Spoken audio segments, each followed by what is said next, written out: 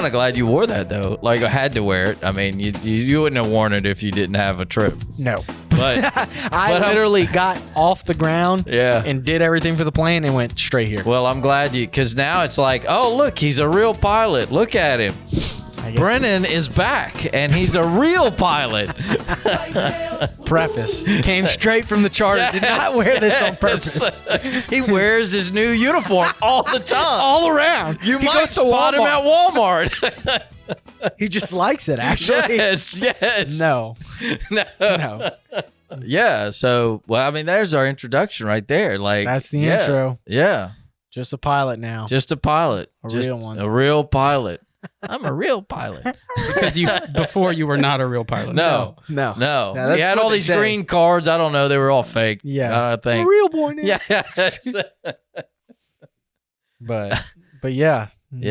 So you Finally. went to training at where'd you go? New Jersey. New Jersey with CAE. I have the socks on that they gave me. Oh, they gave you socks. You got socks out of it. Gave me socks. Have a bunch of simulators. Yeah.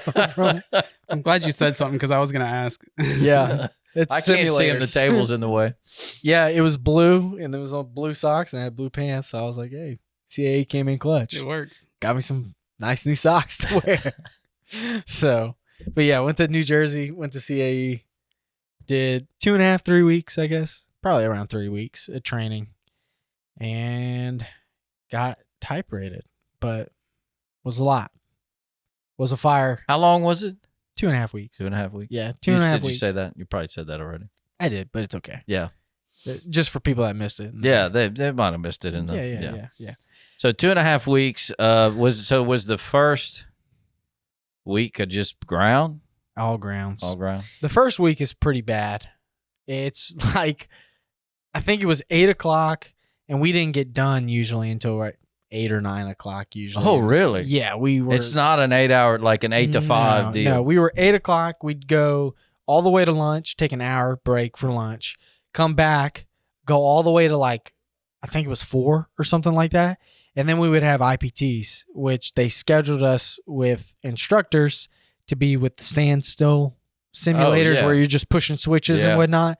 So is that computer screens or is it? Yeah. It's all touch screen stuff instead of it being cardboard and whatnot. But yeah, so you sit down in there, you're in the screens, and you go from cold to all the way to start. And I guess the point is to make sure that whenever you get to the actual sim, you're not wasting time trying to start it up. Yeah. You can just get in there and go.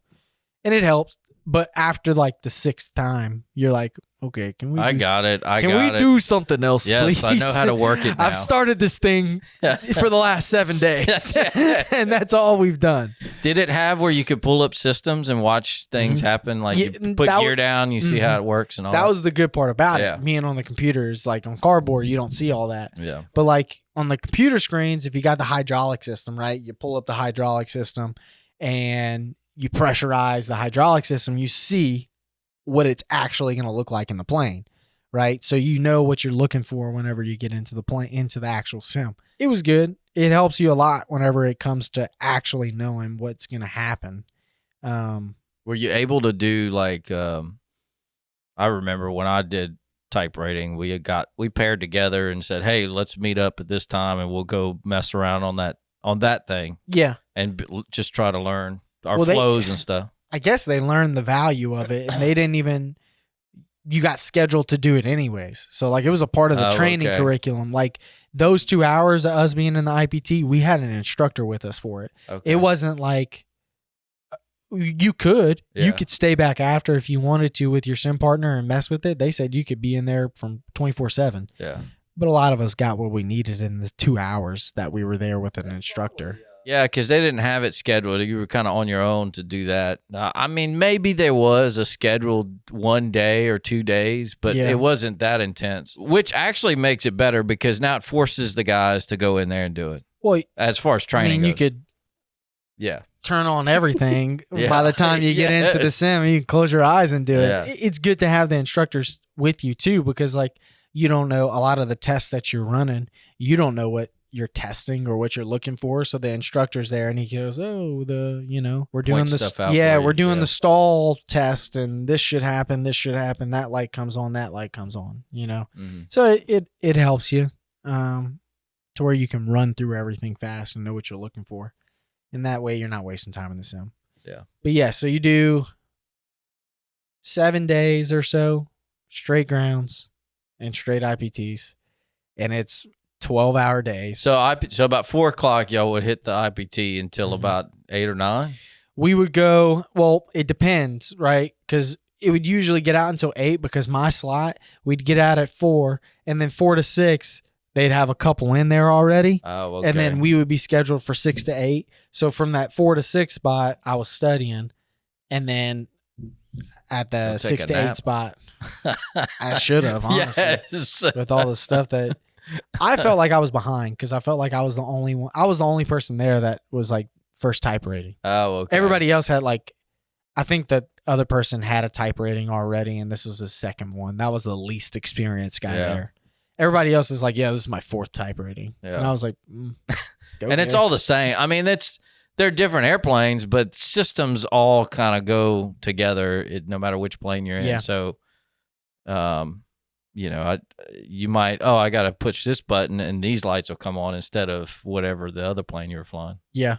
Just knowing the intricacies of the plane. It was hard. There was a lot of information. For them, it seemed easy. But for me, I felt like I needed to catch up. Yeah, Everybody else was like, "Oh yeah, this and this," and I was like, "Hold on a second, let me get on pace. Slow down." The ground school, I guess, was just slides of systems, and okay, we're gonna talk about the hydraulic system now. Let's pull up these slides, and so whenever you push this button, this was yes, a million hydraulics. Y'all putting me to sleep over here.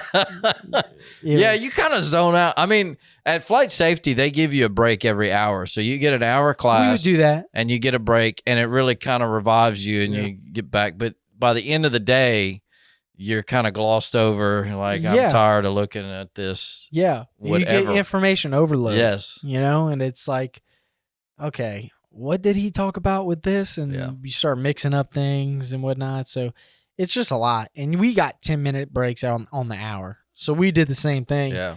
But it was just like, I mean, like you said, end of the day comes around. I've talked about hydraulic systems for 4 hours. Yes. You're like, okay, trying to struggle to stay awake.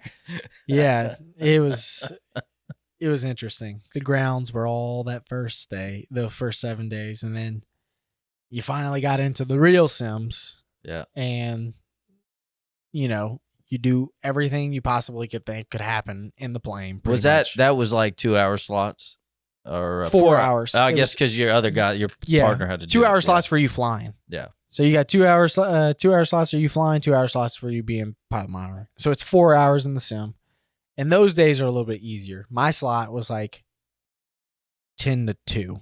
Yeah. So you could sleep in. Yeah. You weren't waking up super early. You'd wake up, show up at 10 and then after study. Yeah. So it wasn't bad. The sims were fun. Did you crash the sim? I think we only crashed once. Did it turn red? Yeah. That's what it was. We were doing unusual attitudes, and they were talking about it's a simism. My sim partner put us in an unusual attitude, and I guess he pulled up too hard, and when he pulled up too hard, it went red. Oh. And he was like, "Oh, that's a simism. That shouldn't happen." You sure? Yeah. The guy just ripped the wings off. He did just pull up really hard. Yeah, that's right. Yeah, so it was interesting. I mean, you do everything. Yeah. Engine failures at every phase of flight. Uh-huh. On the ground before 80, on the ground after 80, on the ground after V1, on the ground in the air, engine fire, engine failure. Kind of did they throw in, like how they did with the King Air, did they throw in extra stuff? Mm-hmm. Like, yeah, we did. So like you don't get tested kind of deal. Yeah, you don't get tested on a depressurization situation, but we do it. So we got to do an emergency descent for a loss of pressurization. That was cool. I mean, you just throw out everything. Yeah. Y'all did a stall at altitude, 34,000 or whatever. Yep. And you don't get tested on any of that, but you do it just so you can see what it's like. You don't get tested on like how's your stop. Well, they could ask questions about it, but you're not necessarily on your Checkride going to go on a wet runway and do a landing. But they show you the difference of your your braking capabilities on a wet runway with thrust reversers, on a wet runway without thrust reversers. They do a lot of extra stuff to you to be able to make you a decent pilot. A full electrical failure with hydraulic failure, an engine on. All that stuff. Yes. I remember we did. One engine failed. We did a full electrical failure. RNAV 4 left circled of 3-1 right with a full electrical failure. Yeah. All we've got is this little standby instrument that's this big and this big ass jet to fly a circle in. Actually, it wasn't a circle. It was an ILS. Give me an ILS. I'm not doing a circle. It was ridiculous. It's not approved to do a circle. That's why I thought about it. But it was an ILS that we did. And one of the situations they did was they failed or had a control jam for the aileron and the elevator. Oh my gosh. But did you catch it no, that's not we caught it. That's not a runaway trim though. The runaway trims. Yeah. The way we did it was they jammed it. Yeah. And in the Challenger you can disconnect the ailerons. Okay, yeah. To where if your ailerons get stuck, the pilot on the right side the pilot on the left side controls the spoilers. Okay. But if the spoilers or something else is wrong, right? The pilot on the right can control the ailerons. Okay. That way it's like redundancy, right? Same thing with the elevator. If you disconnect the pitch thing, one elevator is controlled by the left side. Elevator is controlled by the right side. So what they do is they fail. Coordinate. Yes. What they do is they fail the ailerons and the left guy's controlling the ailerons. And then they fail the elevator and the right guy's controlling the elevator. Y'all got to work together. Yeah. So one. Okay. So that's too much. There's too much. So one guy's got pitch and throttle. The other one's got ailerons. And you're coming in the land. And this guy's like lining it up. And you're like, I hope he lines it up. And the other guy's pitching. He's probably thinking the same thing. He's like, I hope this guy lands the plane the right way.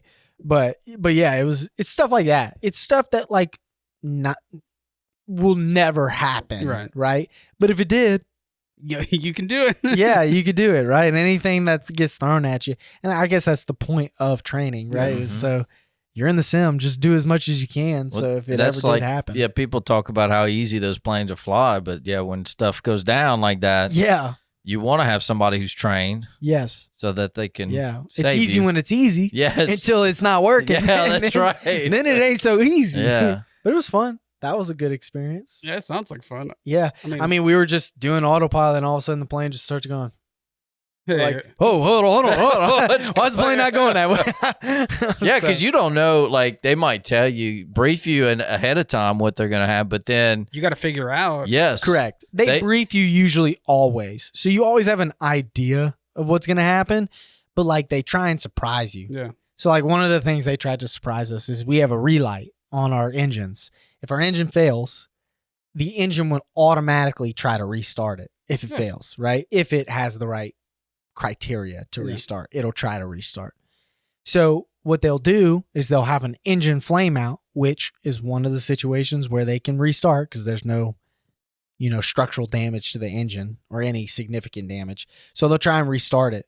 So if you have an engine failure and you're flying out and it's an engine flameout and you leave the throttles up and you just kind of fly out for a second, whenever the engine fails, you give it a bunch of rudder, you're holding it straight and whatnot, and you're doing it. But then all of a sudden, that engine kicks back on. Oh, my God. And they tell you about it. Yeah. They tell you, they say, hey, you need to watch out. The engine has an engine relight, and it's going to try and restart on a flameout. If you don't pull back the throttle, it's going to go crazy. Full power. Yes. Because you're full. Catching all of the. Yeah. Yes. You are full power trying to fly with one engine, and then all of a sudden, the left one comes back, and then it's like, whoa, it's working. It's working now. For us, we were like, man, what's going on? Because it actually happened. Thank God I wasn't flying. With the other guy? It happened to the other guy. He was like, what the heck is going on? But yeah, it was fun. It was a good time. It is fun. It is fun. It's fun when I wasn't doing it. Yeah. And then it happened to me or something. Yeah. You can tell when they're doing engine failures too, because like the plane's like not the plane, but the simulator's like sideways and it's pitched up like this. And he's like, oh yeah, that one's failed. They're as realistic as it could be, I guess you could say. It's never the real thing, but when you go to retraining, you always kind of have to adjust. That first day is terrible because you got to learn how to fly the sim. Yeah. Because the sim is still a computer, so it's a little more sensitive than the real plane. Yeah, it's very accurate. As accurate as you could get to the real thing on a computer, but it's not the real thing. Yeah. So like that was what my thing was like.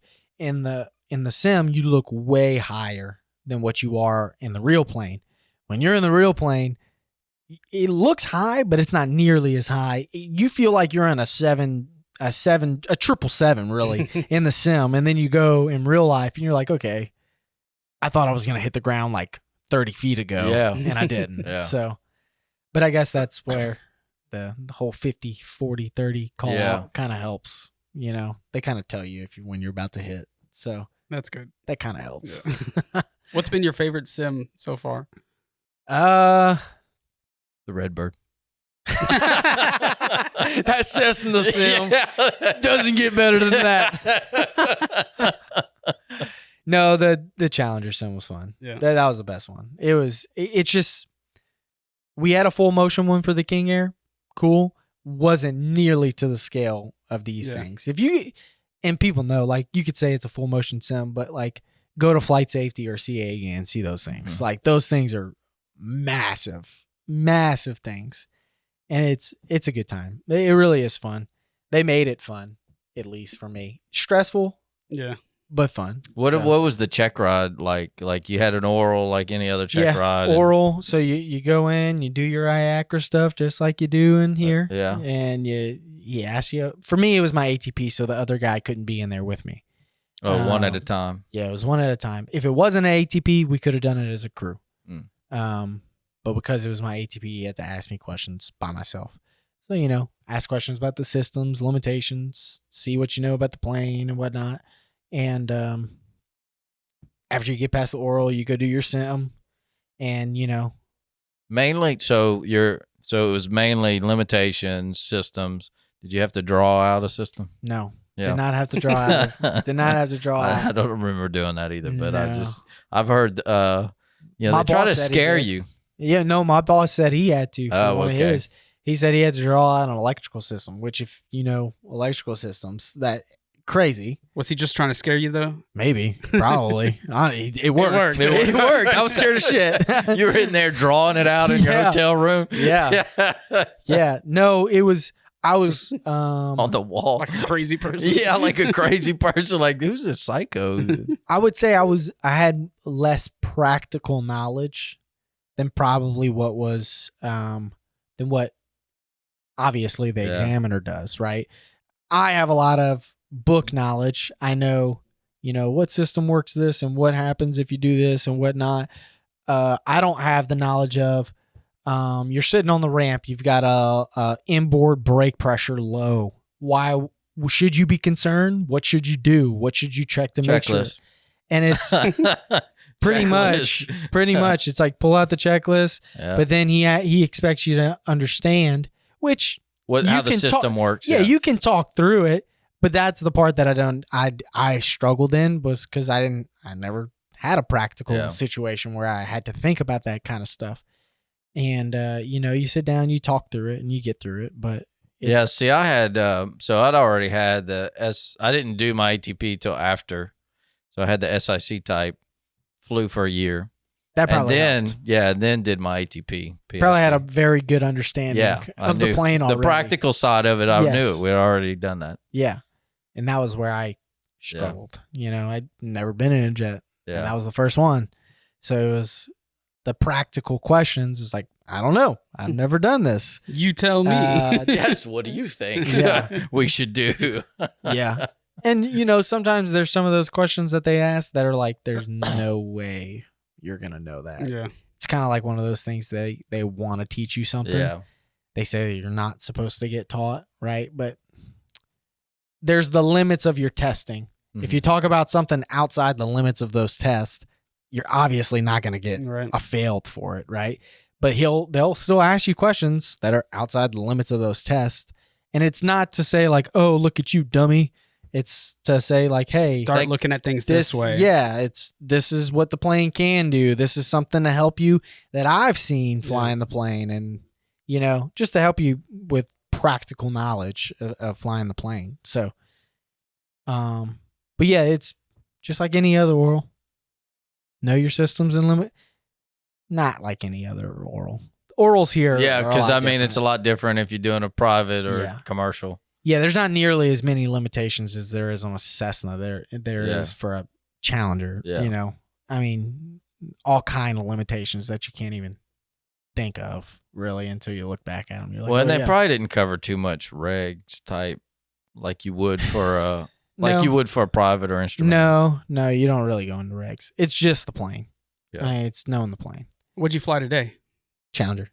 How far from passing the test to flying it for the first time? 2 days. Nice. Yeah, I was about to say That's good because you don't have a week where y'all didn't do anything, and then we went test, came back home, 2 days off, time to fly, and we went to San Antonio. Nice. So we went to San Antonio, and that was a good beginner flight. The weather was nice. It was a short flight. Yeah. Which kind of still screwed me though, because it's a short flight. A lot of stuff happens really fast. By the time you're done starting, you have to start finishing. Correct. Yeah. You get up to cruise and you're at 43,000 feet, and they're like, "All right, descend to maintain 240." It's like, Jesus Christ, we just got up here. I didn't even get to enjoy this. Yeah. But yeah, I got right into it after. So it's been a month since I passed. No, I'm sorry, 2 weeks. It's been 2 weeks. I was going to say, well, the Challenger had been that. Challenger was the second. Maybe a month. I took my Checkride on the 1st of this month. Okay. And it's the 16th. Should I be saying dates? It doesn't matter. It's the 16th, and I've got 27 hours. Yeah. So it's. Well, that's pretty good. We're flying a good bit. Yeah, y'all flying a lot then. We're flying a good bit. We've been back and forth a lot. We've taken a lot of charters, as you can see. Yeah. Yes. I thought you wore that all the time. It looks great. Ryan, damn near at this point. I think all students should wear the uniforms now. Maybe. That means you got to wear one. I'll wear one. You should not make them wear slacks, but like shorts, like cargo shorts. Oh, like it. Yeah. If you work out in like in the islands, that's what they wear. They wear like cargo shorts or like pockets, khaki shorts, and then the pilot shirt. Like I was telling you about Dennis, who works at Seabourn. That's what they would wear. They'd wear the pilot shirt and then like shorts, khaki shorts. God bless. But they were flying from St. Thomas to St. Croix in a seaplane. Oh yeah, a Twin Otter. Yeah. So it's, God bless them. Yeah. Not fun. No, the Otter's probably fun. Yeah. But being in shorts and a pilot shirt probably is like, yeah. This isn't fun either. Trust me. Is that a real tie? Yes. Nice. Fortunately. Good. I respect you more now. You didn't have a clip on. No clip on. I was hoping you'd go, nope. No, not a clip on. I know how to tie a tie. Good. But been flying a lot. I was telling Keith. I was talking to Keith about it. And he was like, what's hard about it? I was like, really, it's just not letting the plane get away from you. Because that's the hardest part. You know how to fly already. Yeah, it's stepping up whenever you really got to step up. Like if you go from Patterson to Baton Rouge, you got work, and you're the FO or co-pilot or whatever you want to call them. But like, you got lots of work. You got to get ATIS. You got to get start talking. You're always doing something. Yeah. From Monroe to Patterson. Yeah. That's a hell of a trip for most of the Cessnas. Yeah. And the Challenger, it's take off this. Yeah. And you're typing in all kind of stuff. They're calling you on the radio. Mm-hmm. And that guy in the left seat's just just enjoying the time. I did a flight one time in the Piaggio, and most of the time I was single pilot, but I brought Alan Latour with me, and we went from I might have told you the story already, but we went from Fort Lauderdale down to Opelika, which is it's kind of far, but when you're going 200 knots, it's not that far. No. Yeah. And you're talking, let's see, I think I talked to the executive airport, so I had to talk to the international airport, then Opelika, and I'm glad I had Alan with me because, man, it was all over, nonstop, It's crazy.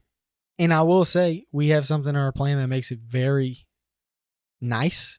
We have a CPDLC in it, and it's just the message. Where you upload the stuff, or they send you your flight plans. You can upload it into. Yeah, you can load it into the FMS. They send you text messages through the FMS. They say, hey. So if you miss a call, then that comes through there? Or they usually don't even call you. They usually just send it through the FMS. They won't even bother calling. So you'll get up to Ryan's like, what's that like? Yeah. So today, we're at 23,000 feet, and we hear, boop. We'll look down. The message goes, hey, climb and maintain 43,000. Accept 43,000. And you go up. Nice. Wow. Yeah. And then you get up to 43,000. They're like, hey, contact Jacksonville Center on 132.42. Accept. 134.2. Switch over. Jacksonville Center. 4 Mike X-rays level 430. Roger. That's it. And you don't talk to him again? Nope. Don't talk to him again. Man. Very nice. It's so nice. Because you get to Miami, and Miami's like nonstop. Yes. I mean, Miami. Yeah, it's hard to get on the radio. Yes. Yeah. And then you got something like that, and that kind of helps out. But that makes sense. But still, Miami, they don't even really. The part we flew in today, and we went to Orlando, and we're on like 2 mile final, and like, hey, can we switch over? Mm-hmm. It took, because like we were on 5 mile final, and we're like, hey, we're getting kind of close. I wonder when they're gonna switch us over. And he's like, hey, call them in and see if we can switch the tower. And it took us 4 miles for us to finally get a word in and say, 4 Mike X-ray, can we switch over to tower? Yeah. And then we're on short final. Short final tower, we're on 9 right. And then they cleared us. Yeah. But it's Miami's. That's where that comes into play, though. So it helps out because you don't have to. There's 1 million people on the radio in Miami, and you got that. And it's like, except the even better part is you'll fly and you'll get a reroute, and it'll come through there, and it'll say, hey, 4 Mike X-ray, we want you to do this. And you just hit a button, and it'll say, it loads it into say your flight insert plan. Modification. Yes. Accept. And then it just starts loads doing it. It's like, yes, perfect. Oh man, you get that'd those be super nice. long reroutes where it's like 5 different things. You got to write them all down, and then you got to type them all into the FMS, and then send it in. The first time I went to Cancun, it was at night, and I couldn't understand what they were saying, and I'd never been there, and I didn't know the points or anything. What? So the lady probably thought I was dumb. Yeah, she probably thought I was an idiot, and then I kept reading it to her, and then she's like, "No." And then she'd read out, like I'd miss a point or I'd say it wrong or whatever. No, I've already, even on the clearances, they'll say some stuff. And I'm just like, what? Yes. I'm in America and I don't know what you're saying. It's well, crazy. Sometimes you kind of know the points. I mean, except when you go to New York or Northeast. Anytime you go to the Northeast, whatever you filed is not what you're going to get. It's going to be completely different. Yeah. And and then you're like trying to scramble to figure out where it's going. Well, and that's the part that's been, we get it. And on ForeFlight, it says, hey, expect as filed. And so you get up there. Hey, clearance, 4 Mike X-rays, ready to copy IFR. Yeah. And you're like, as filed. And then all of a sudden they give you 7 waypoints. You're like, holy shit. Time out. You're like, whoa. How do you spell that one again? Like, go back. Yeah. And because of that, I missed the transponder, the departure frequency. Yeah. So please just back up a little bit. Okay, this is what I got. That's what I used to say. It's like, all right, I got this and here's this. Here's how far. Yeah. Yes. And you feel like a bother too, because like they just gave you these 7 waypoints and you're like, there's no way I just wrote all that down, right? So like you say it and they're like, no, it's the Alexi for departure with the Bruce transition to Ivory 5. It's like, brother, how do you spell that? Yes. So sometimes I'll write down what I think it's spelled, just so I can say it the right way to it. And I'm like, it's gonna be in the it's gonna be in the FMS somewhere. Yeah. So I was like, if I can't find it, then I'll call back and be like, but it's or you spell it wrong. You put the wrong identifier or whatever. Yeah. No, it's student pilot. Yeah, student pilot. That's what you do. Sorry, I'm a student pilot. I'm just help me out, please. Yeah. I'm gonna do that now that I used to so like, when you're teaching students here and like they give you the whole taxi Bravo, Juliet, cross this, cross that, whatever. And then students would be like, can you repeat? And that used to drive me insane because of that experience, you know, you know, the guy in the tower is like, oh, yes. And then have to, so like, cause you want to read what you got so that the guy in the tower is like, okay, I don't have to read the whole thing. It's like, there's no way you didn't get any of that. Yes. Correct. Yes. Don't just say repeat. You got all of it besides this one thing. Yeah. Don't say repeat. Yeah. So if they said Alpha Charlie Bravo Lima, say Alpha Charlie Bravo, and what was the last part? Yeah. And then Or Alpha Charlie what Lima? Yeah. Yeah. Something like that. And that's like, you know, going out in New York and stuff, I would just do that if I missed all. Yeah, they're already hate their lives. Yeah, they do. They're we go there in January. I'm not looking forward to it. All right, we know. They know when Brennan's coming back. As long as you know, get the calls and respond, and they'll be fine. I mean, it can't get much worse than Miami. I don't think Miami, like as far as approach goes, it was pretty bad in Miami today. Yeah. It was. I mean, you got to jump in there as fast as you can and say it as fast as you can. You were in Miami today. Yeah. Well, that's what I was talking about with somebody earlier today. It's crazy because one of the charters we go, you know, hey, we're going to Jackson, Mississippi. We're going to drop these people off in Phoenix, and then we're going to pick up some more people and go to Napa, California. And then we're going to go from Napa, California, drop them off, go back to Phoenix, pick those people up, go back to Jacksonville, and then come back home in a day. Yeah. It becomes another crazy Thursday at some point. Yeah. It's just another day. That's crazy. I mean, I used to hop on, I'd do those flights in the islands, and I'd hop on an airline here at 6 a.m. because I wouldn't stay the whole week. So then I'd fly down to wherever they're at, jump out the plane, go through customs and all that, pre-flight the plane, get everything ready, jump in the plane, we start heading back, and by the nighttime, I'm in New Iberia. So, yeah. I feel like I'd have to keep a local clock like that doesn't change just to know. I do that because like it doesn't mess up my sleep. Yeah. So like I'll go to Phoenix. I'll go to Phoenix, and that's 2 hours behind or 2 hours behind. Well, behind. Yeah.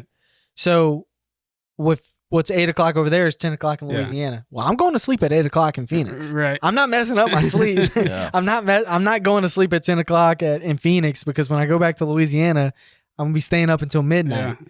So I just adjust wherever I'm at. Well, it's based off of Louisiana time. You feel like you're in, like, if you go to the Pacific time zone, you're like, it's like a whole world away. Yeah. If you call back, you know, you call Louisiana and it's like 10 o'clock, but it's only 8 over there or whatever, or 8 o'clock here, 6. It still feels like it's so much different. Yeah. What, you're going to bed already? It's only, you know. Yeah. No, it's like. Throws you off. Yeah. It's crazy. And that's how it was. New Jersey wasn't bad. I was only an hour ahead. But Phoenix, I was in Phoenix for 4 days or something like that. So it was like Ty's getting ready to go to sleep with the kids at 8 o'clock your time. Why are you going to bed so early? Like, what's wrong with you? Yeah. I'm like, dude, I'm about to go eat dinner. Yeah, that's right. Yeah, why you going to sleep? Yeah. But it is kind of crazy eating dinner at like 4 o'clock. Mm-hmm. Yeah, so it's man, it's been fun though. It's been crazy. Mm-hmm. But it's new experiences. Yeah. So it's fun. It's like, I don't know. It's like getting in the Cessnas for the first time and going fly and whatnot. It's all new. So it's like, man, this is cool. Yeah. So it's been fun. It's been new experiences, new learning. Yeah. Way faster. Way faster. Yes. That's what I was saying. What's MMO on that? At altitude, it's 0.82 Mach, but lower, it's like 320 knots. Okay. So we're at 320 knots. Yeah, the Lear was 330 and 0.81. Yeah. We're at 320 all the time. Oh, yeah. Have you been back in you got that wasted space. You don't want to, you got the red line, and you just one right below the red line is where you want to be. It's a goal. Yes, you know? That's what we want, is that speed. That's right. But, up till like 5 mile final, you know? Yeah. And then you can pull it back to idle. Yeah. Speed brakes. Speed brakes, idle, full flaps, gear down, slow down. But no, that's the hardest part, is just making sure you don't let the plane get away from you, because it will. Mm-hmm. I mean, when we fly, I say we got New Orleans always out of Patterson gives us 2,000 feet right away, which is in a Challenger. Pushing the nose over, level, pulling the power back. You're out, power back, yeah. 2,000. Yeah. And if you don't, you're busting 250. Yeah. So it's like, okay, taking off, gear up, flaps coming up. All right, power's back, pitching down. All right, making sure I don't go over 250. And then they make you level off. Yeah. And then they go, okay, climb and maintain 10,000. Yes. You're like, so then you got to go back to full to your climb power. And the other thing with that too is like, my thing was like, I'm trying not to bust 250. Yeah. And he's like, well, don't bust 250. Put it at your climb power and just let it be at climb power. And you're just going to climb faster. Yeah. He was like, don't pull the power back. It's a jet. Let it fly. So we leave it at and climb, and he vertical speeds it up higher. That way we can not bust 250. Yeah. Yeah. So to hold 250, obviously. Yeah. Pitch the nose up. Well, in the Challenger, to hold 250 at 2,000 feet is like 6,000 feet per minute. Yeah. So it's easy to get, like, you really got to pitch it up to keep it at climb power and not bust 250. Yeah. So that's the part for me that I was trying to learn.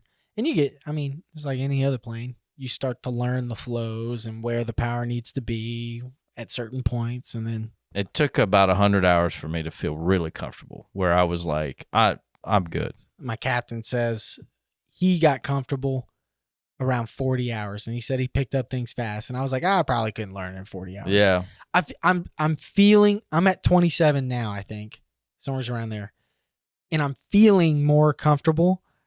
But there's still those times where they'll throw something at me, and I'll look at him, and he'll be like, just do this. Yeah. And he'll tell me what to do or whatnot. I'm more comfortable flying the plane and doing the things, but I'm still not there all the way, Like I was saying, like him going, do. He's probably not doing that right now with me. He's probably more like, watching everything I do, because he does. He helps me. Things that I should be doing. Well, I would hope. Well, he sees me most of the time, my first flight. Yeah. Most of the time when you take off, positive rate, gear up, flaps are coming up, heading, vertical speed, and you're out. Well, my first flight, positive rate. Yeah. And then I'm like, gear's coming up. And then he's like, flaps up. And I'm like, oh, flaps up. At his head, he's going way faster than you're going. Correct. And he's like, okay. And he taps heading, taps vertical speed, puts the autopilot on. He's like, okay, that's fine. But it's like, that's my job. Yeah. My job is to do that. Yeah. So it was my first flight. It was my first flight. I got to understand that. But I was pissed off. I was like, man, I just went to training for 3 weeks. Shit. Why am I nervous? But I think it was the awe of it being the first time in real life. You're like, holy cow, this thing is moving. This feels way faster than the sim. But yeah, sim going 0, bruh. I remember getting pushed back in the seat and being like, holy crap. And then looking at it, I'm like, oh, airspeed's alive. Like, forgetting that I'm supposed to be doing something. Yeah. This is awesome. Yeah. No, it was crazy. The first flight, you couldn't really enjoy it because you're only up there for so long. Yeah. But that was the first time I ever got in the flight levels. Yeah. So I was like trying to look, and then he's like, all right, descend and maintain 240. I'm like, dang it. You got work to do. Yeah. Yeah. 430 is pretty crazy. Yeah. I think that's the highest we went so far. What's the limit on it? 45. Okay. 45. Yeah. We were talking about the Lears because he flew the Lears. He was like, yeah, we can get up to 51. Yep. That was pretty cool. Yes.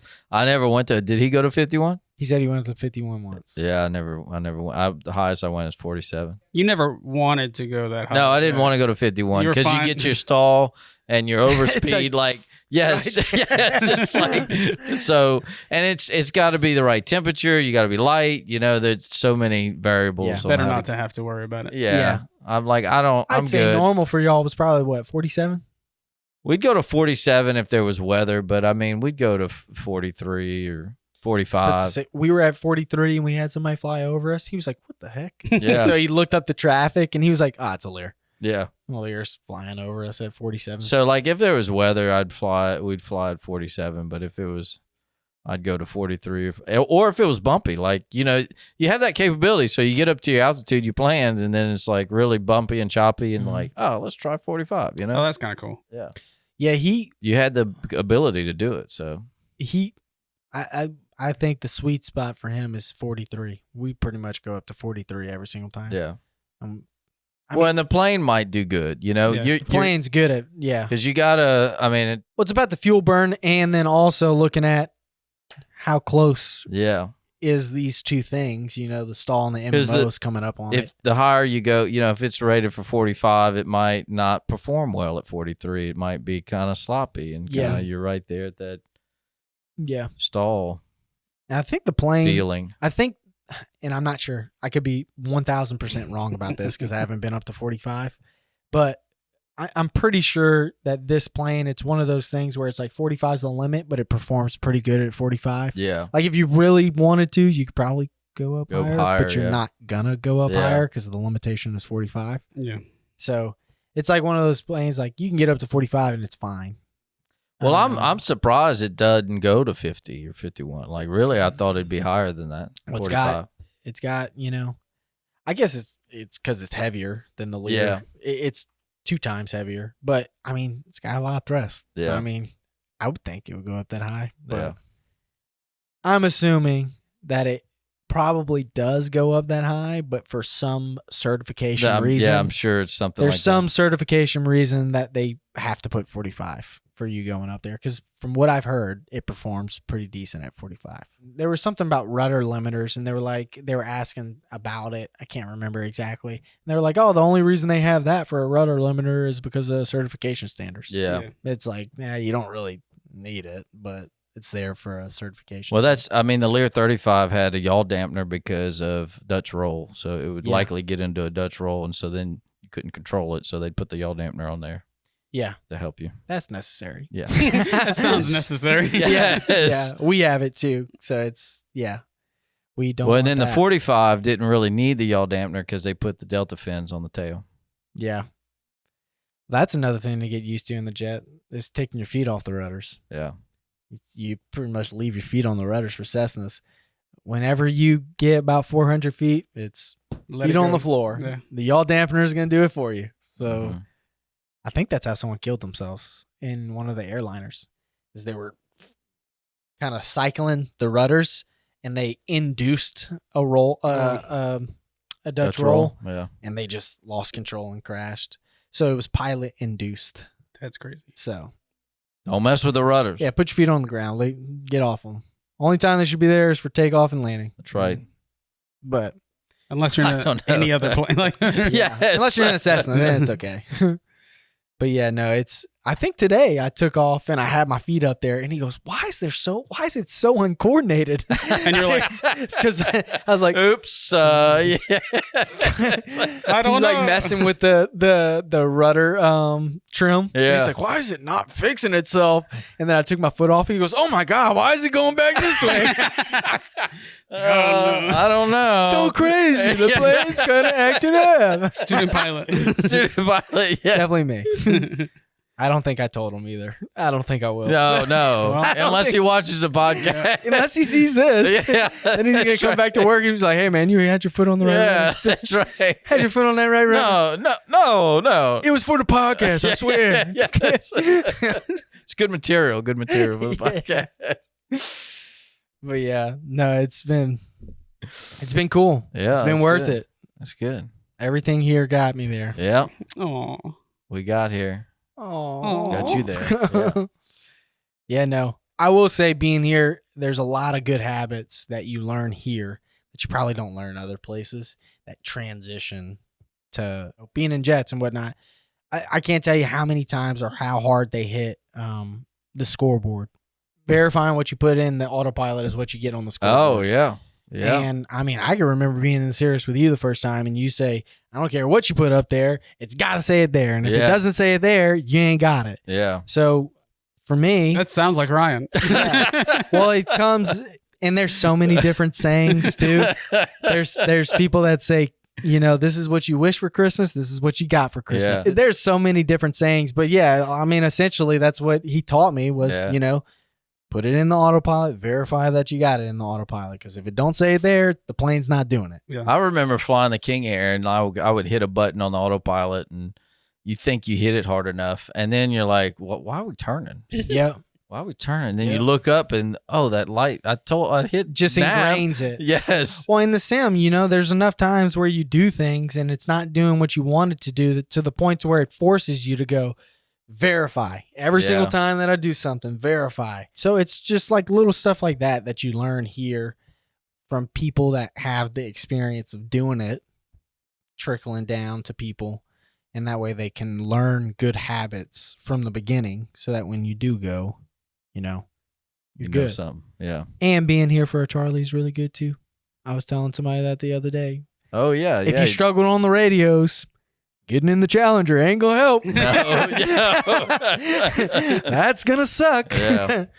Yeah, no. Thank God we fly out of a Charlie, and I got 1,900 hours of doing that. Because if you don't, well, and then they do it where it's clearance, it's ground, it's tower, and then they fuss at you if you get it wrong, and Yep, you get it. You get very good practice because.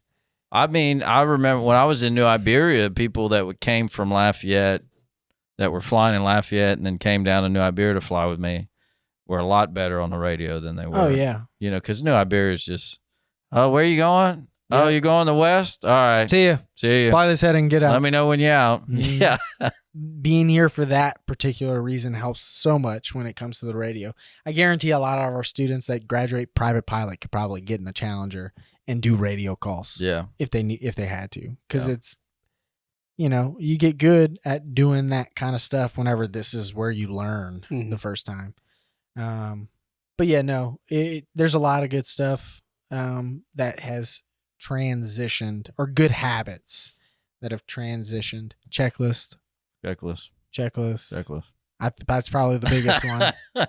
Well, and in a Cessna, you still need to go to your checklist, but I think more in the Cirrus, you have more things that abnormal procedures, emergency procedures that you have in a jet. It's the same process. Yeah. And any light you get, you go to your checklist, and you got the CAS messages just like you do in a jet, so any of those things, you go straight to your checklist and whatever it tells you to do in the checklist.